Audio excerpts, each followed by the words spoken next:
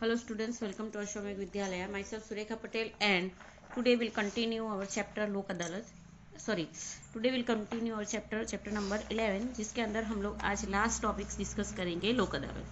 Students, जैसे कि हम लोगों ने आगे supreme court, high court, district court और सब ऑर्डिनरी कोर्ट के अंदर डिस्ट्रिक्ट कोर्ट जो है उसके बारे में डिस्कशन किया, किस तरीके की पिटिशंस जो है वहाँ पे फाइल की जाती है.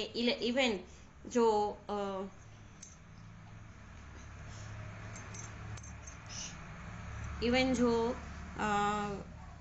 फाइल करने पे जो जजमेंट है वो किस तरीके से दिया जाता है, वो सारे डिस्कशन हम लोगों ने आगे के वीडियो के अंदर डिस्कस किया है. इवन जो जज नियुक्त किए जाते हैं तो उनकी प्रोसीजर क्या है, उन लोगों का लीगल टाइम क्या है and qualification, that's all should be discussed into the previous video.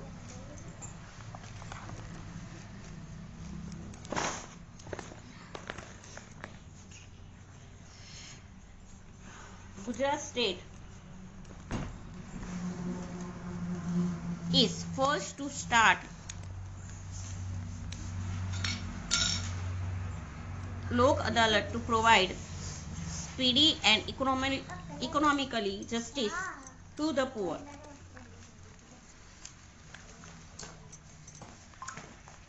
Gujarat ये फर्स्ट स्टेट है कि जिसने पुअर पीपल के लिए इकोनॉमिकली राहत देने के लिए और स्पीडी जजमेंट देने के लिए ये लोक अदालत की जो फैसिलिटी है प्रोवाइड की है.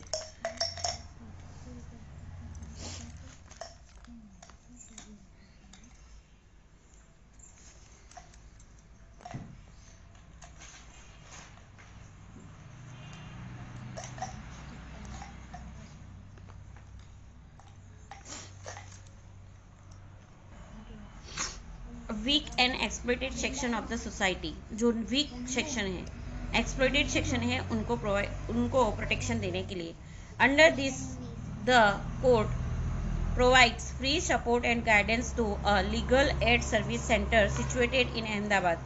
ये जो द कोर्ट जो है वो फ्री में गाइडेंस और सपोर्ट करती है. उसके लिए लीगल एड सर्विस सेंटर जो अहमदाबाद में सिचुएटेड है. लोक अदालत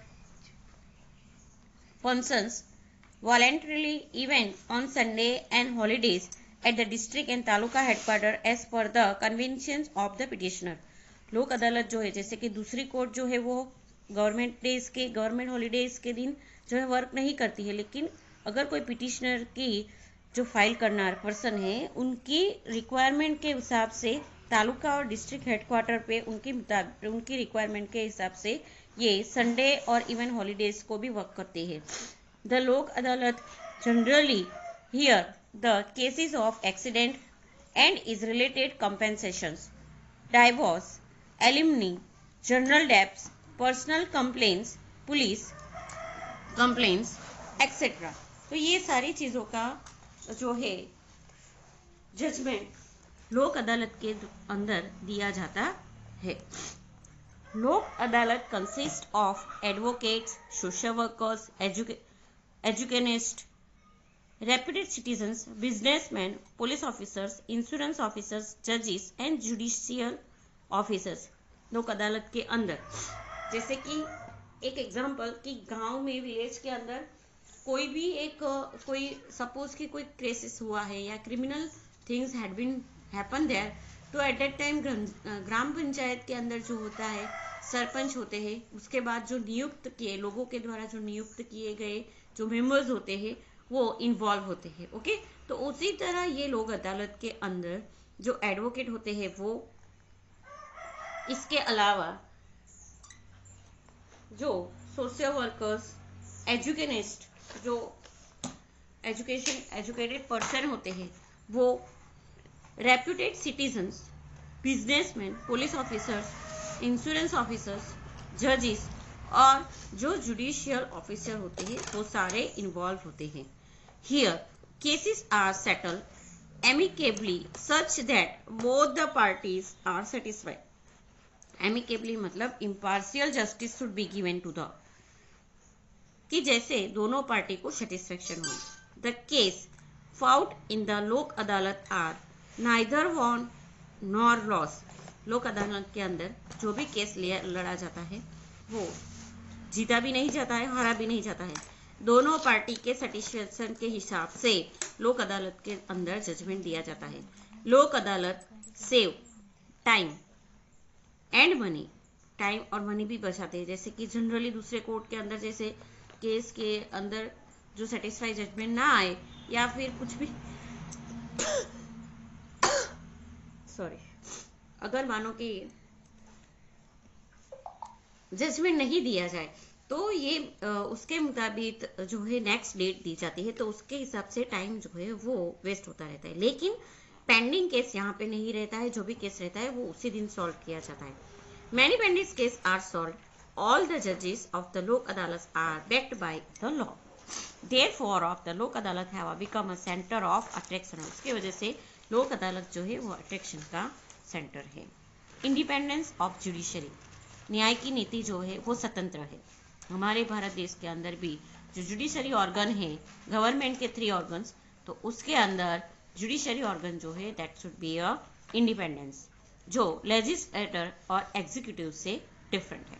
the Indian constitution has kept the judiciary independent, free and fearless from the legislature and the executive, जो मैंने आप लोगों को अभी बताया कि इसके अंदर कोई भी पार्टी इन्वॉल्व नहीं होती। For the protection of the fundamental right of the citizen, for the social, political and economical equality and for providing justice। ये सारी चीजों के लिए हमारे भारत देश का जो न्याय नीति है, न्याय तंत्र जो है वो स्वतंत्र है, इंडिपेंडेंट है। The judiciary should not be inclined or based towards the government। Judiciary जो है वो गवर्नमेंट के बेस पे जो है चलने वाली नहीं है। That should be independent. The term and condition for the appointment of जज, the appointment process, pay scale, transfer, promotion, retirement etcetera is taken care of by the executive as per the constitutional provisions. Judiciary के अंदर जो भी जज नियुक्त किए जाते हैं उनके लिए appointment and appointment process, pay scale, transformation, promotions, everything should be done into the executing as per the constitution's provisions. The judges are appointed for a special period of time. The executive cannot remove any of the judge due to their will or any political pressure। कोई भी executive persons, executive members जो होते हैं, council जो executive council के अंदर जो members होते हैं वो because और वो अपनी पॉलिटिकल पावर से उनको रिमूव नहीं कर सकते। The pay scale, the term of service, promotion, transfer, benefits of promotion, pension find of the जज कैन नॉट बी अलर्टेड। ये सारी चीजें भी जो है रोक नहीं पाते हैं। During the term of service of the जज, एनी ऑफ देयर बिहेवियर और their judgement cannot be discuss और critically reviewed in the parliament और द लेजिस्लेटिव असेंबली। उनके मतलब जो भी जज है उनका जो टर्म ऑफ सर्विस है उस दौरान उनके बिहेवियर का या उनके दिए गए व्यू का क्रिटिकली जो है पार्लियामेंट के अंदर डिस्कशन नहीं किया जाता है। द जजेस after their retirement can not carry out their practice in any of the court. जो जज रिटायर्ड होते हैं तो वो रिटायरमेंट के बाद कोई भी कोर्ट के अंदर प्रैक्टिस नहीं कर पाते। The purpose is to empower the जज to perform their duties fearlessly, honestly, self-reliantly, independently, firmly, so the judge can impart true, transparent and quick justice। इसका पर्पस ये है कि कोई भी जज है जो अपना एम्पावर यूज ना करे, इवन जो ड्यूटी है वो फियरलेसली, ऑनेस्टली, सेल्फ रिलायंटली, इंडिपेंडेंटली और फर्मली ऑब्टेन करे, जिसकी वजह से जो भी जजमेंट दिया जाए that should be a impartial, even true, transparent and quick justice. The Indian constitution has given the judiciary an independent, impartial and uniform place. The cases of public welfare, the question of public welfare और important problems pertaining to public welfare can be written on a simple postcard or an ordinary letter to the Supreme Court। जो cases होते हैं public welfare के या public welfare से related कोई question होता है या फिर कोई इंपॉर्टेंट प्रॉब्लम्स होता है जो पब्लिक वेलफेयर से रिलेटेड है। ओके, तो ऐसे जो प्रॉब्लम्स है वो सिंपल पोस्ट कार्ड पे लिख के उनको या फिर ऑर्डिनरी लेटर लिख के जो है सुप्रीम कोर्ट में दिया जाता है। In the past the supreme court has treated such matter as a petition and has given trend setting judgement. Supreme court जो है वो ये जो मैटर है उसके ऊपर, ये जो पिटिशन है उसके ऊपर डिस्कस करके, ट्रीट करके उसके मुताबिक जजमेंट देता है। This has prove the vigilance of the judiciary in the public. इसके वजह से लोगों के अंदर विजिलेंस, न्याय के प्रति जो सद्भावना है या न्याय के प्रति जो रिस्पेक्ट है, that should be a soon. At present there are about 3.5 crore pending cases in our country। अभी की अगर हम लोग बात करें तो प्रेजेंटली हमारे भारत देश के अंदर 3.5 करोड़ केसेस पेंडिंग हैं। Insufficient number of courts, जजेस and staff is the reason in the delay in justice. इसका मेन रीजन कि हमारे पास इतनी कोर्ट्स नहीं है, जज नहीं है और स्टाफ मेंबर्स नहीं है। The present central government has undertaken the task of remaining 1,500 old and irrelevant laws। Central governments ने ये टास्क अंडरटेक किया है कि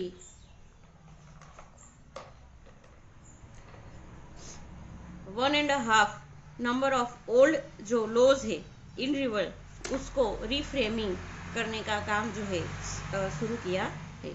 So students, here we have to be complete our chapter number 11. This lesson is also in your second term. Exercise solution PDF should be sent to you. Which one you have to be write in your regular notebook. Thank you.